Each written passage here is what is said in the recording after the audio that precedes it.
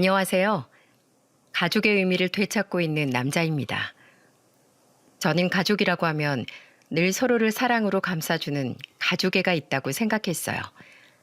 그리고 제가 지금의 아내와 결혼을 결심했을 때도 어떤 일이 우리 앞에 닥치더라도 늘 아껴주겠다고 다짐했죠.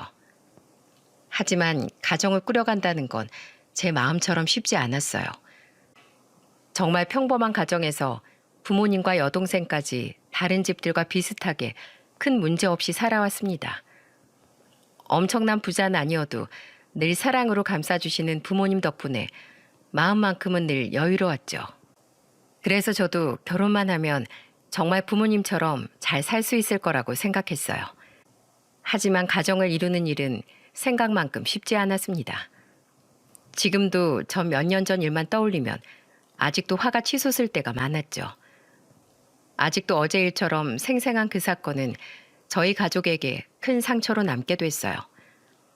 이제는 과거의 아픔을 극복하고 앞으로 더 나아가기 위해 지난날의 아픔을 털어놔 보겠습니다. 현재는 아내와 두 아이를 키우면서 잘 살고 있지만 과거에 절 힘들게 했던 사건은 아직도 흉터로 남게 됐죠. 잊혀진 줄 알았던 그날의 상처는 우습게도 처가와 엮이면서 생긴 상처였어요. 처음 제가 아내와 결혼한다고 했을 때도 처가댁에서 엄청난 반대를 했었답니다. 이렇게 말하면 제가 부족해서 처가에서 반대했던 거 아니냐고 생각하시겠죠? 그런데 제가 문전박대 폭행까지 하면서 처가댁에서 저를 반대한 이유는 하나였어요. 바로 아내가 결혼하게 되면 더 이상 자신들이 돈을 받지 못하게 될까 봐 그랬던 겁니다. 세상에 그런 부모가 어딨냐고 하시겠지만 그런 부모가 정말로 있다는 사실에 저도 많이 놀랐었죠. 제가 아내를 처음 만나게 된 건 공장에서 생산직으로 일하면서 만나게 된 사이였어요. 처음 봤을 때 아내는 웃는 모습이 참 예뻤던 사람이었습니다. 그래서 주변을 맴돌다 가까워지면서 연애까지 이어지게 됐죠. 그런데 연애 시절 아내를 의심했던 적이 있었어요. 저랑 같이 있다가도 어디서 전화가 오면 꼭 자리를 피해서 받는 게 이상했습니다. 게다가 문자를 확인하고 손을 덜덜 떠는 모습까지 보였죠. 그 모습이 너무 이상해서 한 번은 넌지시 물어봤던 적도 있었어요. 무슨 문자가 왔길래 그렇게 손을 떠는 거야? 아무것도 아니야. 아무것도 아닌데 손을 그렇게까지 떠는 게 말이 된다고 생각해?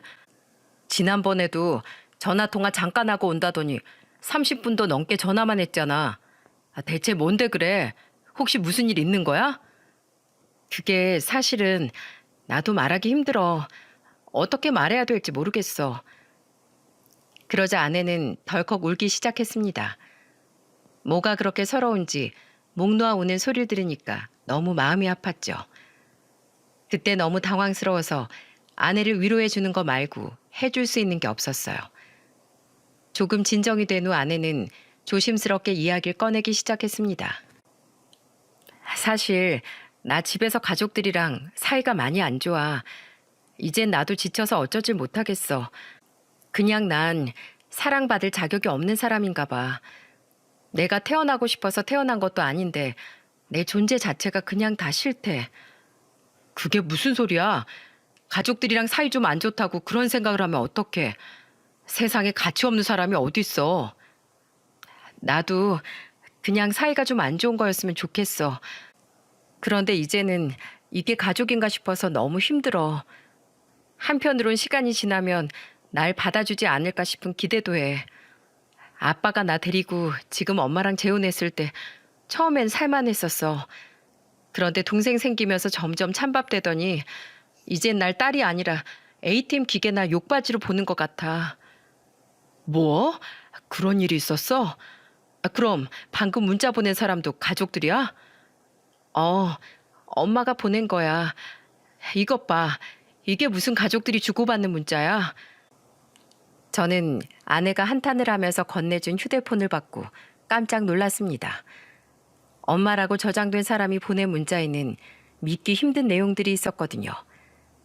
제가 봤던 충격적인 내용은 이런 내용이었죠. 야, 출근하기 전에 현금 두고 나가라고 했어, 안 했어? 내가 너 농구 선수 만들려고 들어간 돈이 얼마나 되는지 알아? 또 내역 다 보여줘야 순순히 돈 내놓을래? 좋은 말로 할 때 너 현금 들고 와라. 엄마가 딸한테 보내는 문자라고 보여지십니까? 저는 현금 가져오라고 협박하듯이 보낸 문자를 보고 정말 깜짝 놀랐어요. 알고 보니까 아내는 고등학교 시절에 농구 선수였는데 큰 부상을 입고 그만두게 됐던 겁니다. 당연히 몸이 따라주지 않아서 더 이상 못하겠다고 했는데 그 당시 엄마라는 사람이 아내한테 화를 내면서 험한 말을 했다고 했죠.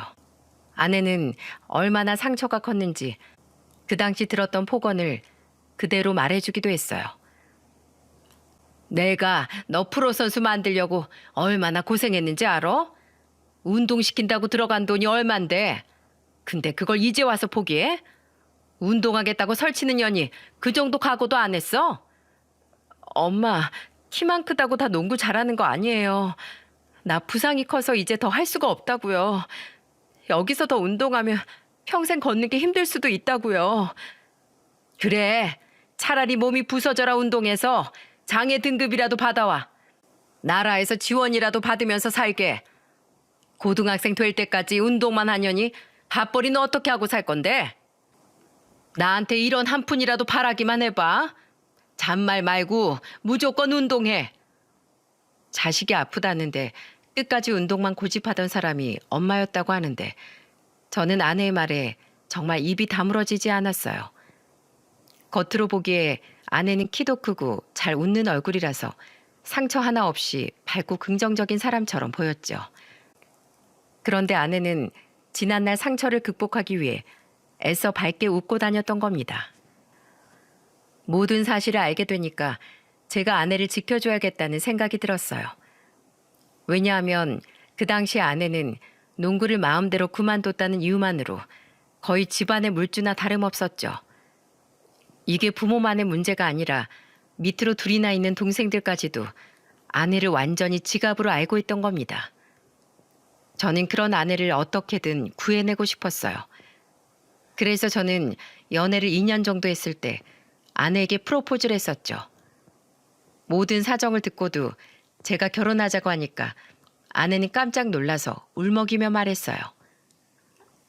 내가 집안 사정 다 말했는데도 나랑 결혼하겠다는 말이 나와? 잘못하면 오빠까지도 평생 시달릴 수도 있어. 그러니까 나 같은 거 버리고 그냥 안정적인 여자 만나서 행복하게 살아. 난 괜찮아. 내가 좋아하는 사람은 너 하나뿐인데 누구랑 결혼을 해? 힘든 일도 같이 이겨내면 충분히 이겨낼 수 있어. 내가 옆에 있어줄게. 아내는 그때 제 프로포즈에 눈물까지 펑펑 쏟았어요. 그리고 며칠 뒤 저는 부모님께 아내의 사정을 미리 말씀드렸죠. 그리고 아내를 데리고 집안에 인사를 갔을 때 저희 부모님은 친딸처럼 아내를 맞이해 주셨습니다. 아내가 좋아하는 음식들도 차려주시고 혹시나 입에 맞지 않을까 봐 엄마는 계속해서 아내한테 물어보셨어요. 내가 갈비찜을 오랜만에 해서 입에 맞을지 모르겠네. 음식이 짜거나 싱겁지 않어? 괜찮아요. 너무 맛있어요. 이렇게 맛있는 갈비찜은 처음 먹어봐요. 다행이네. 어서 많이 먹어. 다 먹으면 또 줄게. 네, 잘 먹겠습니다, 어머니. 저 오늘 2그릇도 먹을 수 있을 것 같아요. 잘 먹으면 나야 좋지. 에휴, 왜 이렇게 깡 말랐어. 살이 쪄야 사람이 힘을 내고 살지. 먹고 싶은 거 있으면 나한테 해달라고 해. 언제든 편하게 놀러 오고. 엄마는 울먹이면서 말하는 아내를 보면서 따뜻하게 말해주셨어요. 그리고 아내는 그런 엄마를 보면서 정말 2그릇이나 먹었죠. 그 후 아버지도 아내가 사온 선물을 풀어보면서 기쁜 목소리로 말하셨습니다. 며느리가 센스가 아주 훌륭하네. 내가 요즘 몸이 허해서 한약 한 재 먹고 싶었어. 나이가 들면 이런 게 얼마나 힘이 되는지 모른다니까. 고맙다. 나도 잘 먹으마. 네, 아버님. 제가 매달 챙겨드릴게요. 아니야, 괜찮아. 돈 버는 게 얼마나 힘든데. 그 돈 아껴서 둘이 결혼할 때 보탰어.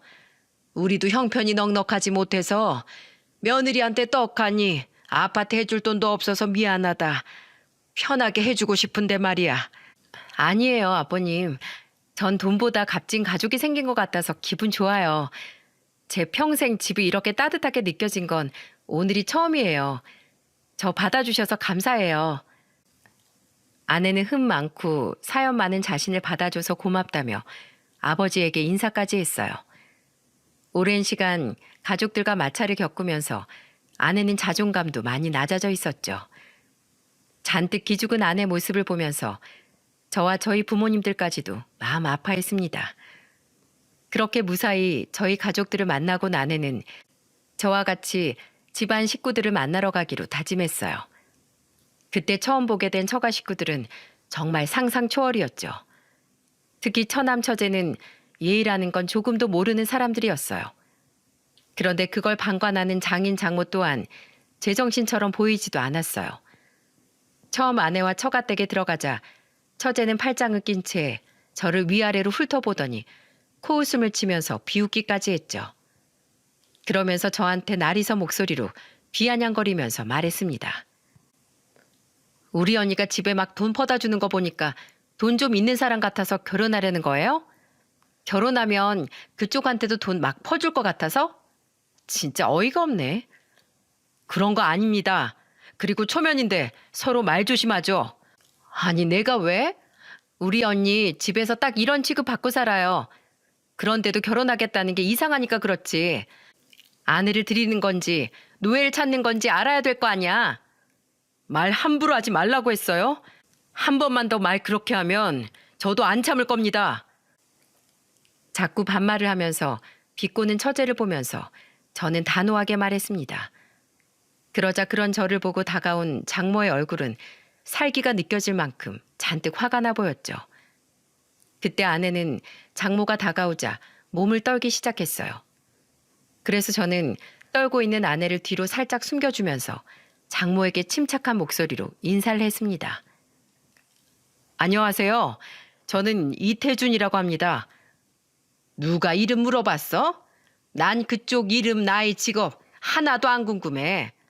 왜 대체 내 딸이랑 결혼하려는 건지 그게 궁금하네. 저 따님 사랑합니다. 평생 행복하게 해줄 자신 있습니다. 사랑? 아이고 어이가 없네. 얘가 얼마나 이기적인 애인 줄 알고 평생을 같이 살겠다는 건가? 부모가 해준 뒷바라지도 무시하고 지 살고 싶은 대로 살겠다고 다 때려치고 나간 년이야. 그걸 알고도 결혼하겠다고 설치는 거야? 얘 아직 우리한테 갚아야 될 돈이 산더미야. 다 알고 있습니다.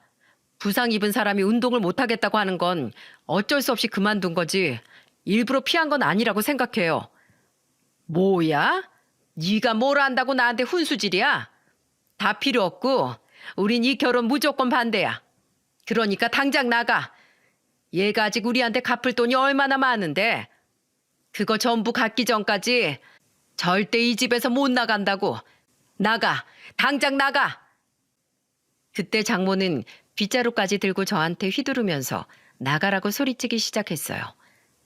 아내는 그때 장모가 돌변해서 빗자루 흔드는 모습을 보고 기겁을 하기 시작했죠. 결국 저는 아내를 데리고 처가를 급하게 빠져나왔어요. 이게 다 무슨 일인가 싶어서 어안이 벙벙했는데 아내는 오열하며 울기 시작했습니다. 그러더니 저한테 우는 목소리로 하소연하면서 말했죠. 우리 결혼하지 말자. 방금 봤지? 오빠 나랑 결혼하면 평생 이런 꼴만 당하는 거야. 그래도 나랑 살고 싶어? 어? 그때마다 우리 같이 도망치면 되잖아. 걱정 마. 내가 꼭 옆에서 지켜줄게. 우리 부모님 평생 허락 안 할 거야. 분명해. 지금도 봐. 한 번 더 찾아가면 우리 죽이려고 달려들지도 몰라. 괜찮아. 그럼 허락 없이 둘만 시작하면 되잖아. 걱정 마. 우리 딱 한 번만 더 가보자. 아내는 제 말에 눈물만 흘렸어요. 그래서 저는 정말 딱 한 번만 더 허락받아보고 안 될 것 같으면 둘이 살자고 했습니다. 솔직히 자식을 자식처럼 생각하지 않는 부모에게 끝까지 결혼 허락을 받아낼 필요가 있겠습니까? 그래서 허락도 2번이면 충분하다 생각해서 저는 딱 2번까지만 시도해보기로 했어요. 그런데 저는 그때 처가에 2번째 결혼 허락 받으러 갔다가 정말 오만정이 다 떨어졌습니다. 그래도 아내를 키워준 부모니까 정중히 인사드리러 갔더니 장인이라는 사람이 저한테 뭐라고 했는 줄 아십니까? 아내가 학창시절 농구선수 생활했던 사진들을 다 꺼내와 저한테 뻔뻔한 목소리로 말했어요. 자, 이거 보여? 우리가 제일 위해서 쓴 돈이 대충 얼마쯤 될 것 같아? 어? 제가 그걸 어떻게 예측을 해요? 그것 봐. 그러니까 쉽게 결혼 얘기가 나오는 거야. 쟤한테 들어간 돈이 상상할 수 없을 만큼 크다고. 차라리 공부를 했으면 내가 쓴 돈의 절반도 안 들어갔을 텐데 기어코 농구하겠다고 기를 써서 동생들 해줄 못까지 쟤한테 다 올인했었다니까. 자식이 하고 싶다고 하면 지원해 주셨나 보네요. 내가 그런 부모였어. 하고 싶다고 하면 팍팍 밀어줬다니까. 그러니까 저게 지금 결혼할 때가 아니라는 거야. 이렇게 돈 들였는데 쟤 지금 공순이로 살고 있잖아. 그럼 내가 투자한 돈 다 뱉어내야 될 거 아니야. 뱉어내라뇨? 지금 자식 키운 돈을 받아내시겠다는 건가요? 당연하지. 난 꼭 다 받아낼 거야. 둘이 결혼하고 싶으면 최소 1억은 내고 가. 1억이요? 지금 그 돈을 내놓고 가야 허락하겠다는 말이세요? 그렇지. 우선 1억 주고 나머진 살림 차리고 천천히 갚어. 이게 부모입니까? 칼만 안 들었지 완전 날강도가 따로 없었어요. 황당하고 어이가 없어서 저는 아내 손을 잡고 벌떡 일어나면서 장인을 보고 소리쳤습니다. 그럼 그냥 허락 없이 결혼하겠습니다. 솔직히 어느 정도 반대는 예상했지만 이런 식으로 돈을 요구할 줄은 상상도 못했네요. 더 이상 허락받으러 오지 않겠습니다. 뭐야? 네가 감히 허락도 없이 결혼하겠다고? 그때 장인은 제 머리채를 쥐어채면서 노발대발 화를 내셨죠. 그러자 옆에 있던 아내가 깜짝 놀라서 뜯어 말렸어요. 겨우 장인을 말린 아내는 소리치면서 장인한테 화를 내며 말했습니다. 그만둬. 아빠가 나한테 해준 게 뭐가 있는데. 내가 농구하고 싶어 했다고? 언제 농구한다고 했어. 그때 집에 들어오지 말라고 나 농구 시켰던 거잖아. 숙소 생활하게 하려고. 나도 아빠 딸이야. 대체 왜 그러는데? 내가 뭘 그렇게 잘못했는데. 나 허락 다 필요 없어. 그러니까 그냥 없는 딸이라고 생각해. 아내는 그때 그동안 쌓여있던 말을 모조리 내뱉었죠. 장인은 처음 보는 아내 모습에 벙진 채 입을 다물지 못했어요. 그리고 저는 아내와 더 이상 처가 허락을 구하지 않고 둘이 결혼을 진행하기로 결심했습니다. 아내는 결혼 허락만큼은 꼭 받고 싶어 했지만 장인의 태도를 보고 그냥 포기한 듯 했었죠.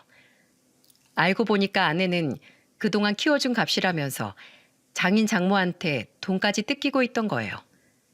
그래서 장인은 돈 내놓고 가라면서 당당하게 말한 거였습니다. 빚쟁이들도 아니고 자식한테 이렇게 지독할 수 있는 겁니까?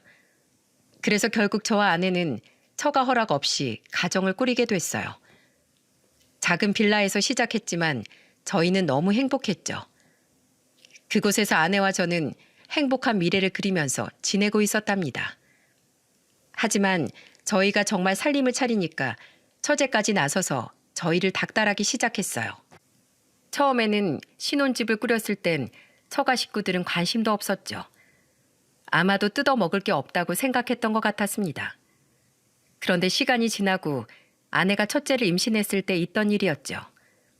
누가 한밤중에 문을 두드리는데 깜짝 놀라서 나가봤어요. 나가보니까 아이러니하게도 처제가 서 있었어요. 갑자기 찾아온 게 이상해서 문을 열지 않고 인터폰으로 왜 왔냐고 물었죠. 그랬더니 너무 뻔뻔하게 처제가 저한테 친한 척을 하면서 말하더군요. 형부, 저 기억하시죠? 언니 동생이잖아요. 반말이나 찍찍하더니 갑자기 저한테 친근하게 말하는 겁니다. 사람이 하루아침에 달라지는 거 본 적 있으신가요? 그래서 저는 갑자기 달라진 처제가 이상해서 의심을 하면서 물었어요. 무슨 용건이 있길래 그렇게 친한 척을 하면서 말하는 겁니까? 네? 친한 척이라뇨. 제가 이제부터라도 다 같이 잘 지내볼까 하는 거죠. 혹시 언니 뭐해요? 급하게 할 말이 있는데 좀 불러주세요. 언니가 전화도 안 받고 통 연락이 안 되니까 직접 온 거예요. 지금 자고 있어요. 내일 아침에 오던지 급한 용건이면 저한테 말해요. 자매끼리 비밀 얘기 좀 한다는데 왜 형부가 들어요?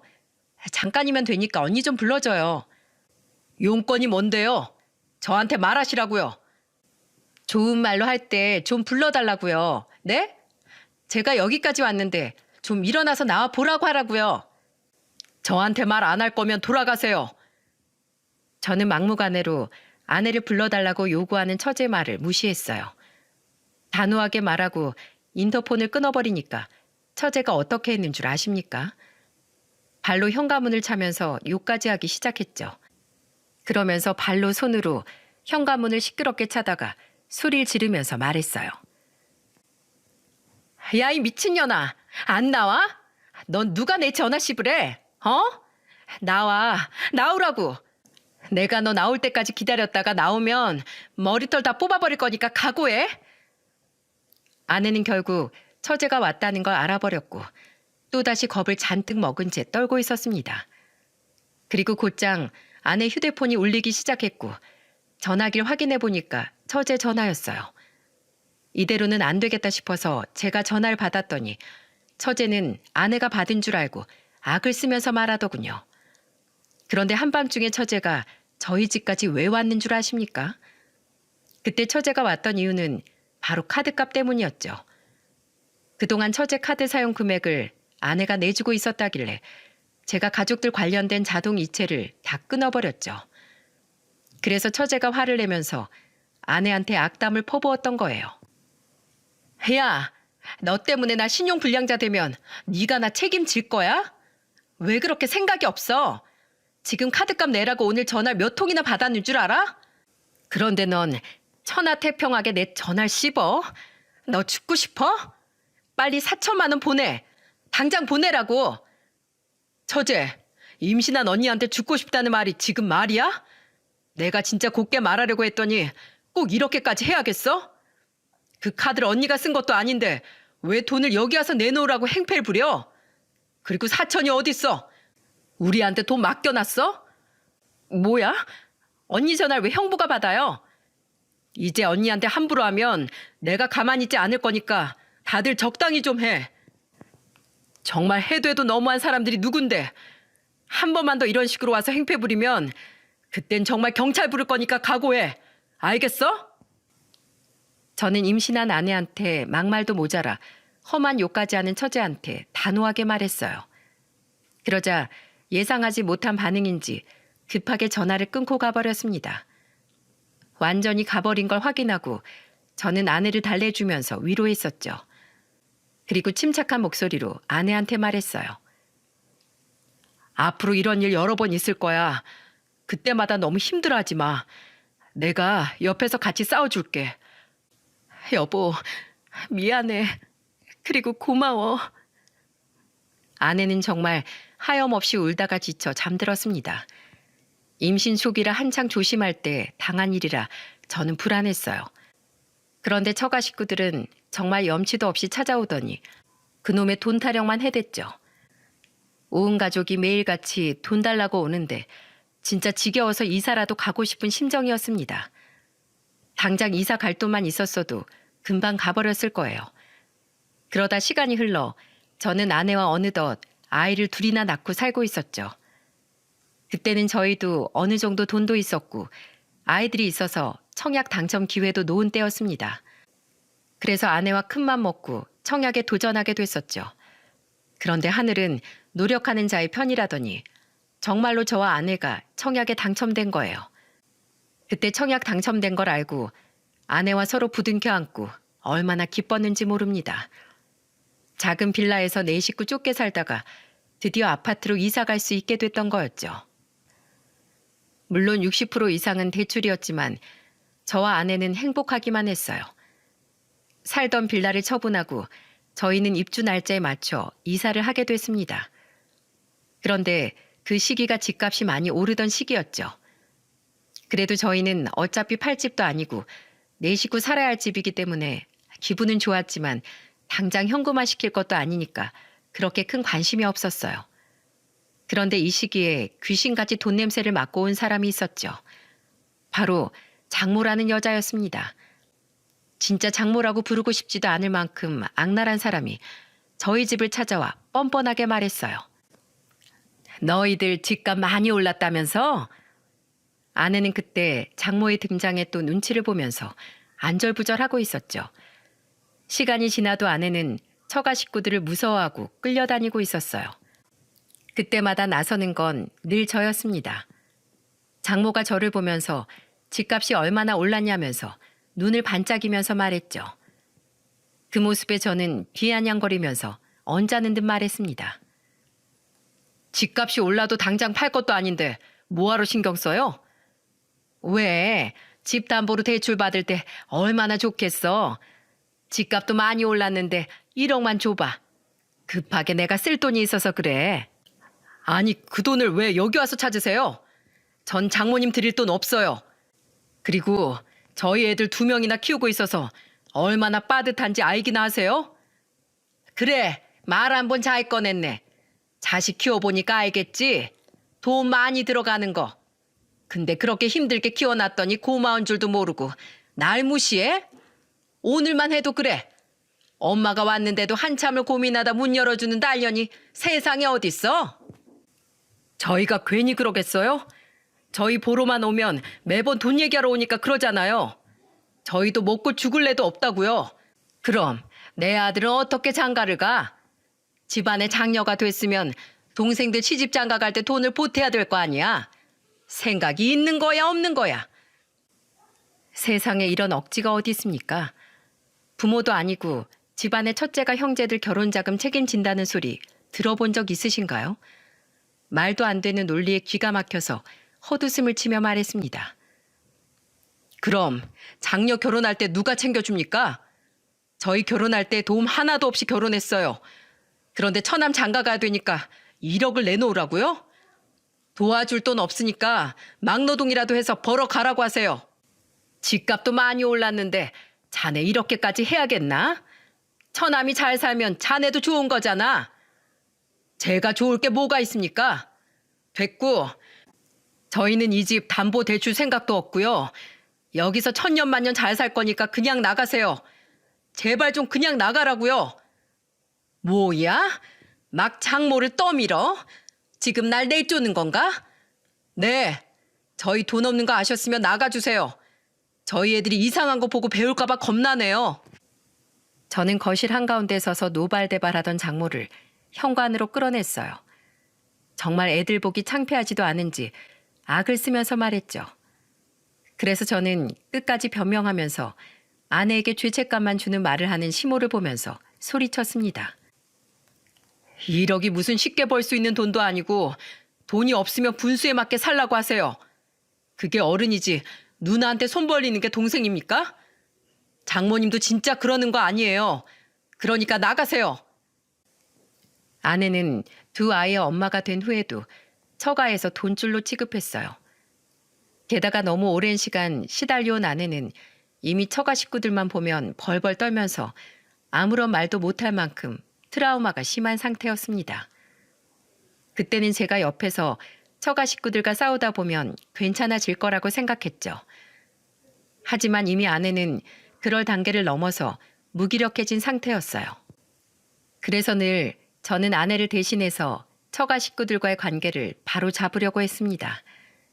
그래도 처음보다는 처가 식구들이 막무가내로 찾아와 돈을 요구하는 게 많이 나아졌다고 생각했죠. 그런데 제가 방심한 사이 아내는 더한 고통을 당하고 있었어요. 아내가 아이들을 돌보느라 회사를 그만두고 집에서 지내다 벌어진 일이었습니다. 아이들까지도 어린이집에 간 시간에 아내는 심경의 변화가 생길 만큼 큰 일을 겪게 된 거였죠. 아무것도 모르고 있던 저는 어느 날 일하던 중 어린이집에서 한 통의 전화를 받게 됐어요. 아버님, 여기 어린이집인데요. 오늘 어머님이 하원 시간인데도 오지 않으셔서요. 혹시 집에 무슨 일 있으신가요? 네? 아내가 안 왔어요? 그럴 리가 없는데요. 네, 지금 아버님이라도 오셔야 할 것 같아요. 저는 어린이집에서 걸려온 전화에 깜짝 놀랐습니다. 한 번도 이런 적이 없던 아내였는데 갑자기 어린이집에 안 간다는 게 이상했죠. 그래서 우선 저는 회사를 조퇴하고 아이들을 데리러 갔습니다. 그리고 집으로 가는 길에 아내한테 전화를 했었죠. 그런데 그날따라 아내는 아무리 전화해도 전화를 받지 않는 겁니다. 집으로 가는 내내 저는 전화를 받지 않는 아내가 걱정되기 시작했어요. 그래도 집에 가면 아내가 있을 거라고 생각했는데 아이들과 집에 도착했지만 아내의 흔적이 보이지 않았죠. 정확하게 말하면 증발이라도 한 것처럼 아내 물건도 보이질 않았습니다. 저는 온 방을 다 뒤져보다가 아내가 남긴 쪽지를 보게 됐어요. 그 쪽지 옆에는 아내 휴대폰이 놓여져 있었고 쪽지 내용은 절 불안하게 만드는 내용이었죠. 여보, 미안해. 내가 처음부터 결혼하는 게 아니었는데 내가 여기 있으면 평생 당신이랑 애들한테 짐만 될 거야. 내가 사라져야 당신도 애들도 잘 살 수 있어. 그러니까 나 잊고 행복하게 살아줘. 마지막 내 부탁이야. 청천벽력 같은 쪽지만 남기고 사라진 아내가 너무 황당했습니다. 믿을 수 없는 현실에 저는 무작정 처가로 향했어요. 혹시나 처가 식구들이 아내를 끌고 갔을지도 모른다고 생각했거든요. 그래서 처가에 도착하자마자 저는 벨을 사정없이 눌렀죠. 그리고 문을 두드리면서 소리치기 시작했습니다. 여보, 나왔어. 여기 있는 거 알아. 당장 나와. 우리 집에 가야지. 여보. 제가 문을 두드리면서 소리치니까 장모가 황급히 달려나오더니 저를 보고 소리쳤어요. 자네 미쳤어? 여기가 어디라고 와서 소란을 피워? 제 아내 어디 있습니까? 네? 여기 있는 거 다 알고 왔으니까 당장 말하세요. 뭐? 아니 미쳤나? 그 집 냅두고 걔가 여길 올 것 같아? 대체 무슨 일이 있었길래 그래? 둘이 싸웠어? 장모는 정말 아무것도 모르는 얼굴로 말했죠. 그 모습을 보고도 저는 두 눈으로 봐야 할 것 같아 무작정 안으로 들어가서 구석구석 뒤졌습니다. 그런데 어디에도 아내의 흔적은 보이지 않았어요. 정말 그때는 장모가 절 보면서 미친놈이라고 소리치는 말도 귀에 들어오질 않았죠. 그야말로 아내는 증발하듯 사라졌던 겁니다. 평소 연락했던 친구들 집도 가봤지만 아내 행방을 아는 사람은 단 한 명도 없었어요. 그래서 저는 결국 경찰에 아내를 실종 신고하기에 이르렀죠. 정말 저는 제 손으로 그런 신고를 하는 날이 올 줄은 몰랐습니다. 그래도 아내를 찾아야겠다는 일념으로 실종 신고를 하게 됐고 경찰은 저에게 조심스러운 목소리로 물었어요. 제가 이런 경우 많이 봤거든요. 쪽지까지 남겨놓고 사라졌으면 단순 가출일 수도 있는데 주위에 원한 관계나 채무 관계로 복잡했던 건 없으세요? 원한이나 채무는 없었어요. 집에서 애들만 보던 사람이에요. 그러셨군요. 저희도 애써 볼게요. 소식 들리면 바로 연락드리겠습니다.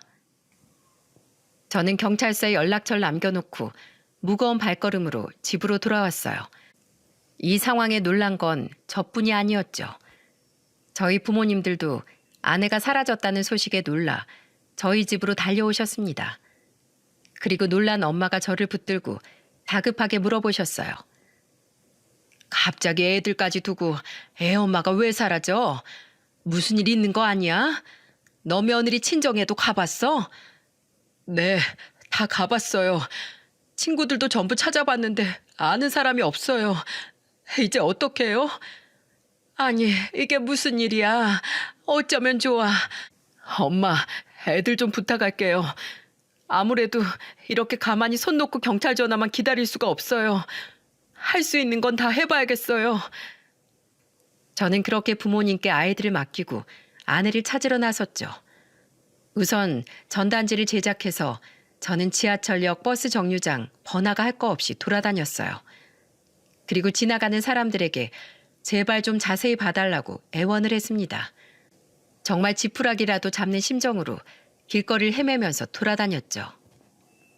처음에는 저희가 살던 동네를 돌다가 저는 문득 아내가 지역을 떠났을지도 모른다는 생각이 들었어요. 그래서 저는 공항과 각 지역 터미널까지 다니면서 전단지를 돌리기 시작했습니다. 그 당시 제 하루 일과는 아침 첫 차를 타서 다른 지역에 간 뒤에 막차가 끊기기 전까지 전단지를 돌리고 오는 일이었어요. 회사까지 그만두고 사라진 아내를 찾으려고 많은 노력을 기울였죠. 하지만 한 달이 지나도록 아내는 간간무소식이었습니다.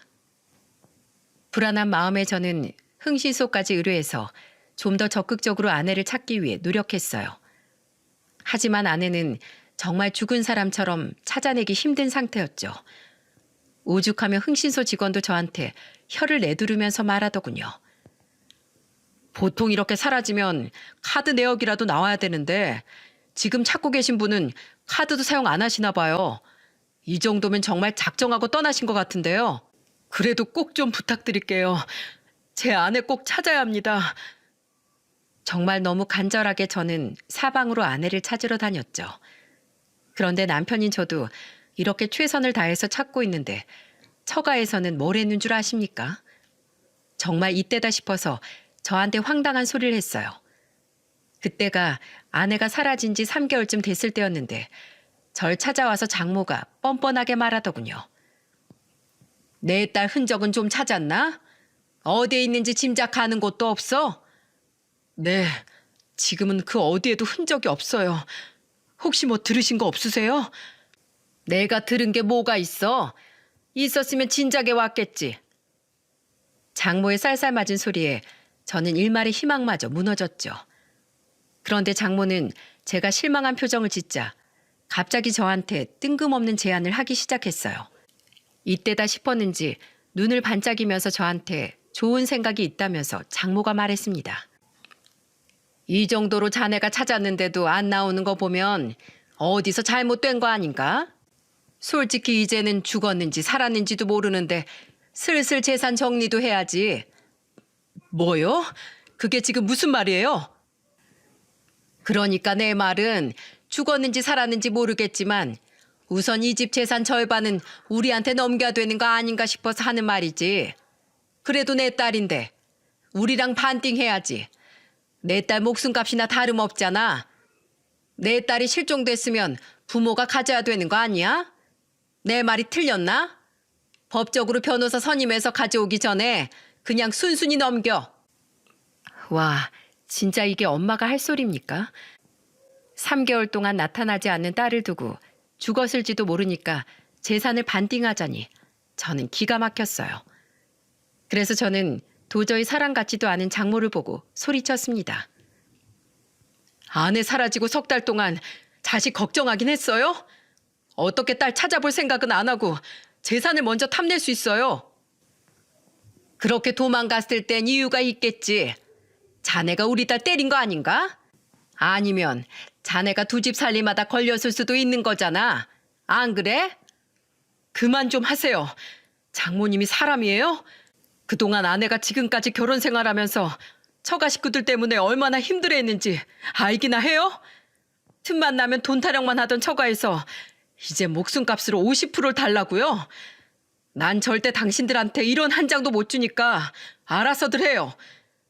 차라리 그 돈을 사회에 기부하고 말지 당신들한테 절대 못 줘. 나가요. 당장 내 집에서 나가라고. 만약에 아내 가출한 원인에 조금이라도 연관이 있으면 절대 이대로 자시하지 않을 거니까 각오해요. 그때 저는 장모를 떠밀면서 나가라고 소리쳤어요. 저는 아내가 저런 사람들과 가족이라 얼마나 힘들었을지 마음이 아팠습니다. 솔직히 범인은 처가 식구들인 게 확실했는데 아내가 없으니 확신을 할 수가 없었죠. 아내 앞으로 날아오는 신용카드 대출 독촉장과 각종 내역만 봐도 처가에서 돈으로 아내를 쪼았던 것 같았어요. 그런데 그쯤 드디어 아내 소식이 들려오기 시작했습니다. 방방곡곡 돌면서 전단지를 뿌린 것도 있었지만 지역 신문에 광고를 올렸던 게 신의 한 수였어요. 속속 아내에 대한 제보가 들어오기 시작했는데 그곳은 전라도의 한 땅끝 마을이었습니다. 그곳에서 사진 속 아내와 비슷한 사람을 봤다는 제보가 넘치기 시작했죠. 그래서 저는 전라도로 곧장 달려갔어요. 가는 내내 저는 초조한 마음을 진정시킬 수가 없었습니다. 그리고 저는 3개월 만에 전라도의 공기 좋은 한 마을에서 아내를 만나게 됐어요. 헬스케진 얼굴의 아내를 단번에 알아본 저는 눈물이 나기 시작했죠. 그리고 울먹거리는 목소리로 아내를 부르며 말했습니다. 여보, 여기서 뭐 하는 거야? 왜 이렇게 연락이 안 됐어? 어떻게 된 거야? 내가 당신 찾으려고 지금까지 얼마나 고생한 줄 알아? 사정이 있었으면 나한테 말이라도 했어야지. 여보, 미안해. 나 정말 계속 그곳에 살다가는 당신이랑 애들까지 피해볼 것 같아서 견딜 수가 없었어. 무슨 일인데? 뭐가 그렇게 당신을 힘들게 했는데? 그때 아내가 저한테 털어놓은 사실은 충격적이었어요. 어느 정도 예상했지만 원인은 처가였었죠. 그런데 현실은 생각보다 더 비극적이었습니다. 바로 처가 식구들은 집에 아내 혼자 있을 때 찾아와 폭행까지 했던 거예요. 이유는 단 하나였죠. 바로 저희가 살고 있던 청약에 당첨된 아파트 집값이 갑자기 오르면서 막무가내로 돈을 내놓으라고 요구를 했던 겁니다. 그래서 그때 아내는 저 몰래 신용카드 대출에 개인 신용대출까지 받아 5,500만 원을 처가해 줬던 거예요. 어느 날부터 아내 이름으로 날아오는 독촉장만 봐도 처가에서 한 짓이 확실했죠. 아내 빚은 쌓여가고 처가 식구들은 끝을 모르고 집까지 찾아와 아내를 협박하면서 말했다고 했습니다. 네가 지금 돈 안 주면 네 새끼들 어떻게 될 것 같아? 어린이집 가서 애들 찾는 거 껌이야. 그러니까 네 새끼들 인생 망치기 싫으면 순순히 돈 내놔. 제발 애들은 내버려 두세요. 제발요. 그러니까 돈 내놓으라고. 내 말이 우스워? 아직 네가 덜 맞았지? 결국 아내는 장모의 협박과 폭행에 못 이겨 사라지길 결심했던 거예요. 이 사실이 믿어지시나요? 세상에 친정이 이럴 수가 있는지 저는 믿을 수가 없었습니다. 아내는 끝까지 저한테 피해주고 싶지 않았다면서 자기만 사라지면 해결될 문제라고 생각했다고 했습니다. 그 말을 듣자 가슴이 미어지는 것 같았죠. 그때 아내 손을 잡으면서 물었어요. 여보, 그래서 어디서 지내고 있는 거야? 나 작은 방 구해서 지내고 있었어. 어딘데? 일단 가보자. 대체 어떻게 지냈길래 살이 쏙 빠진 거야? 저는 앙상해진 아내 팔을 잡고 아내가 지냈다는 원룸으로 같이 갔습니다. 그곳은 사람 한 명이 지낼 만한 작은 방이었죠. 그런데 방 한 구석에 약봉투가 잔뜩 놓여져 있었어요. 저는 그 약을 붙들고 울면서 아내한테 말했어요. 이렇게 아픈데 왜 날 떠난 거야? 힘들면 더 같이 이겨내려고 했어야지. 여보, 나 정말 죽을 것 같아서 그랬어. 당신 앞에서 죽고 싶지 않았다고. 사람들이 왜 극단적인 선택을 하는지 알겠더라. 인생이 정말 벼랑 끝에 몰린 것 같았어. 그래서 진짜 혼자 조용히 떠나고 싶었어. 근데 사람 목숨이라는 게 죽고 싶어도 죽어지지도 않더라. 너무 무서웠어. 당신이랑 애들 생각이 나서 나도 힘들었어. 그동안 아내가 혼자 먹고 있던 약들을 보면서 저는 하염없이 눈물만 흘렸어요. 그리고 우는 아내를 안아주면서 저는 다급하게 말했습니다. 여보, 올라가. 가서 치료받자. 당신 혼자 여기 두고 절대 혼자 못 가. 알겠어. 나 올라가면 치료 열심히 받고 다시 애들이랑 당신 곁에서 힘내볼게. 나 포기하지 않고 찾아줘서 고마워. 그날 아내와 둘이 안고 얼마나 울었는지 몰라요. 짐을 챙겨서 서울로 올라오는 내내 아내와 손을 꼭 잡고 있었죠. 그리고 저는 집에 오자마자 처가 식구를 협박 폭행으로 경찰에 신고했어요. 그리고 아내와 함께 처가 식구들을 고소까지 했어요. 그런데 우스운 게 뭔 줄 아십니까? 우리가 자기들이 신고한 걸 알고 찾아와 처가 식구들이 싹싹 빌면서 말했습니다. 특히 장모라는 년은 폭행까지 주도해놓고 저한테 뻔뻔하게 말했습니다.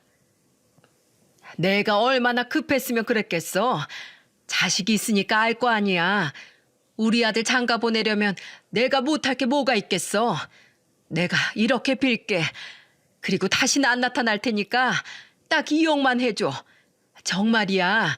2억만 주면 다시는 안 나타나고 절대 돈 달라고 말도 안 꺼낼게. 끝까지 돈만 주면 안 하겠다는 말을 하는 장모.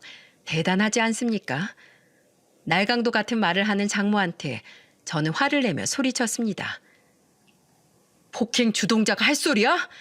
내가 진짜 당신들 꼴 보기 싫어서라도 절대 고소 취하도 안 하고 무조건 법대로 할 거니까 각오해. 왜 그래? 제발 이러지 말고 말로 하자고 말로. 장모가 저한테 매달리면서 애원하는데 정말 기가 막혔어요. 그런데 그때 아내가 그런 장모를 저한테서 밀쳐내면서 소리를 지르면서 말하는 겁니다. 진짜 왜 그래? 내가 친딸이 아니어도 그렇지. 어떻게 끝까지 돈 타령을 해? 나도 사람이야. 언제까지 내가 당신들 지갑 취급 당하고 살아야 하는데. 돈? 진짜 지긋지긋하다. 야, 너 지금 나 쳤어? 미친 거 아니야? 미쳐? 진짜 미친 건 당신 아니야? 돈에 미쳤잖아. 자, 이거나 받고 떨어져. 자! 아내는 지갑에서 5만 원짜리 한 장씩 장모 얼굴에 던졌죠. 그렇게 27만 원 정도가 바닥에 나뒹굴었어요. 그리고 아내는 이를 악물고 장모를 보면서 소리쳤습니다. 가져가. 그리고 다신 찾아오지 마, 인간아. 더 이상 내 엄마 아니야. 알았어? 그리고 아저씨도 더 이상 나한테 아버지 아니에요. 내 가족이 아니니까 영원히 영 끊고 살자고요. 다 나가요. 아내가 처가 식구들을 밀치면서 악을 쓰는데 그 와중에 장모는 바닥에 있는 돈까지 주우면서 아이고 소리를 내면서 마지막 10,000원짜리까지 챙겨서 나갔어요. 진짜 징글징글하지 않습니까? 돈벌레들을 보는 것 같았죠. 그렇게 저희는 경찰에 신고했지만 벌금형으로 끝날 수밖에 없었습니다. 증거도 조금 부족했고 가족들끼리 있던 일이라 이 정도가 끝이었죠. 고소도 진행했지만 아내 우울증 치료에 좋지 않은 영향을 끼치고 있어서 길게 가지 못했습니다. 그래서 지금은 2년째 처가 식구와 연락을 끊은 채 살고 있어요. 더 심하게 응징하고 싶었지만 아내의 안정이 먼저였죠. 지금은 저희 부모님께서 아내를 딸처럼 아껴주면서 지내고 있답니다. 이렇게 지내다 보니까 가족의 의미를 새로 새기게 됐네요. 꼭 피를 나눠야 가족은 아니라는 걸 말이죠. 아이들도 밝아진 아내를 보면서 긍정적으로 잘 지내고 있습니다. 살던 집을 처분하고 이사 오길 참 잘한 것 같아요. 그러니 여러분들도 현재 있는 가족들과 서로를 위하면서 행복하게 지내길 바라겠습니다. 가족은 무엇과도 바꿀 수 없는 소중한 존재니까요. 모두들 행복하세요.